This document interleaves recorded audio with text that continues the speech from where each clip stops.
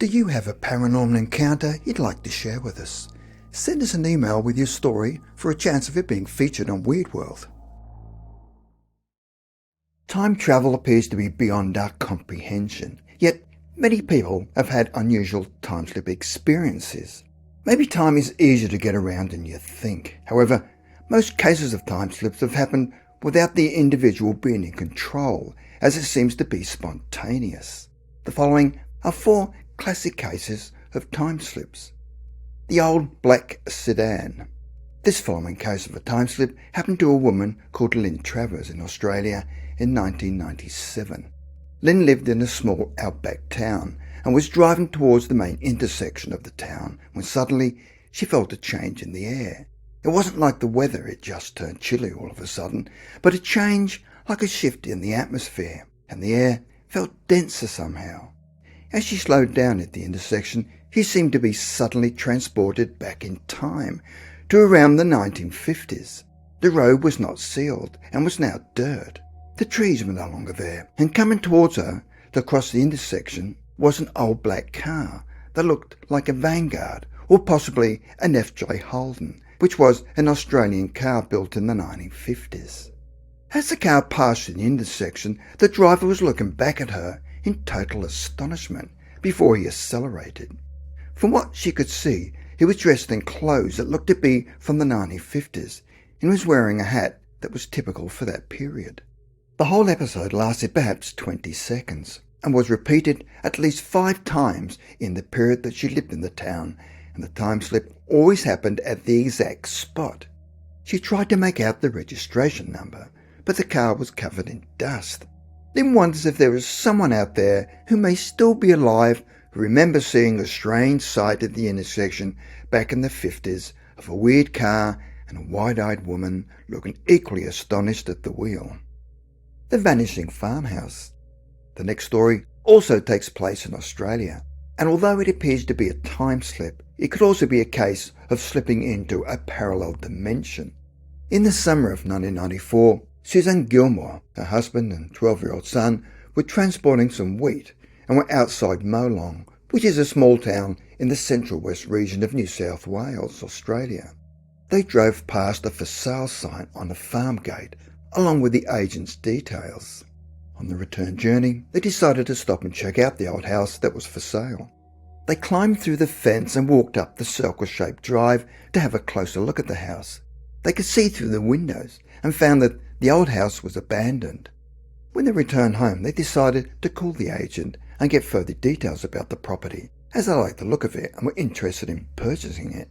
However, the agent had no idea what they were talking about and insisted that he had no properties for sale on that road.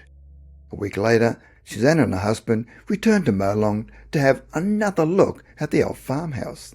They drove up and down the whole road until they were almost to the next town. All they could recognise was a water tank on the hill, a creek, and some trees where the house had once stood. There was no gate, driveway, or real estate sign, and no house. They knew they were at the right place, but at the wrong time. The old woman. Derek Elliott talked about a time slip event that happened to his father when he was a little boy.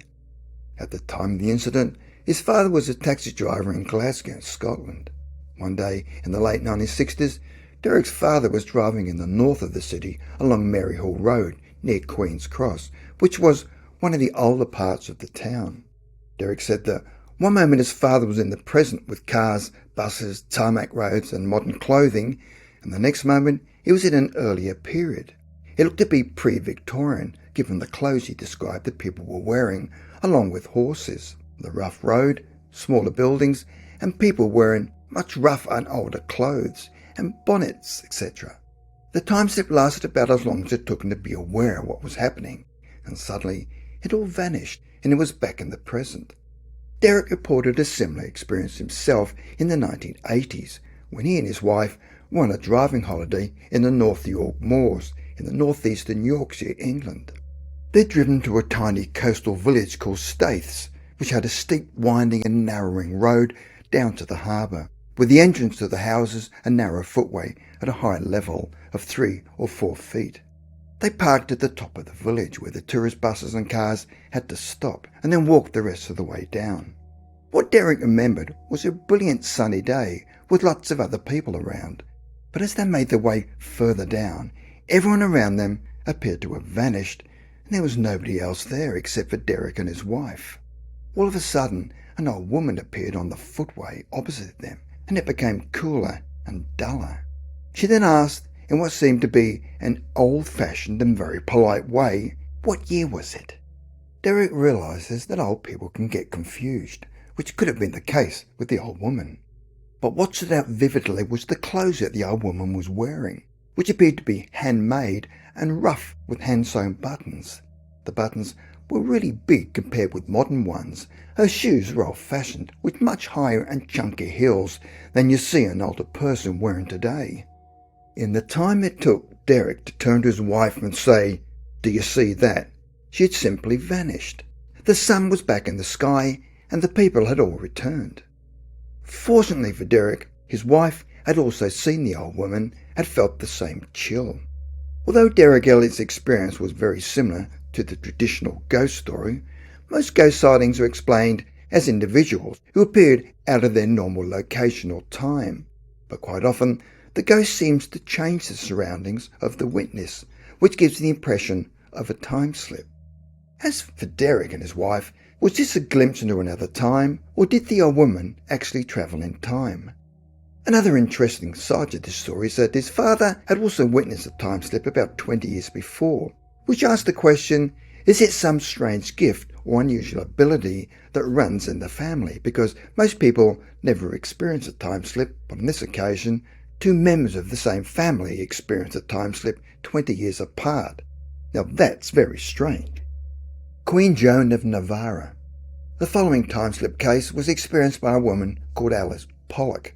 Alice was visiting Leeds Castle in Kent in southeast England and was experimenting in Henry V's rooms by touching objects as she wanted to experience events from another time. Initially she had no luck and had received no impressions at all.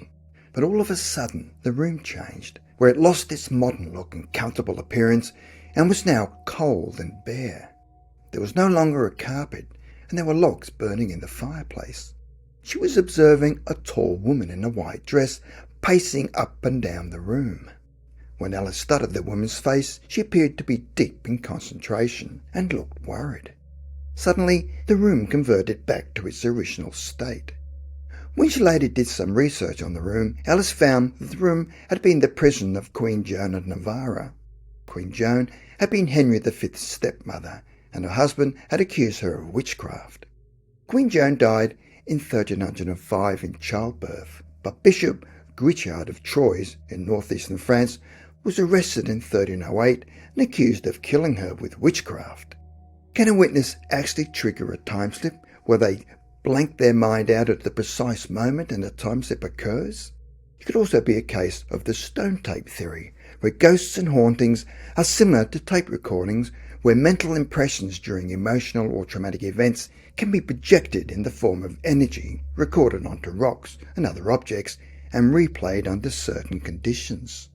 When Alice Pollock went around touching various objects, had she somehow triggered an energy field that had held the memory of a previous time? The stress Queen Joan of Navarre felt in that room, fearing for her life, could have been absorbed by certain objects in the room.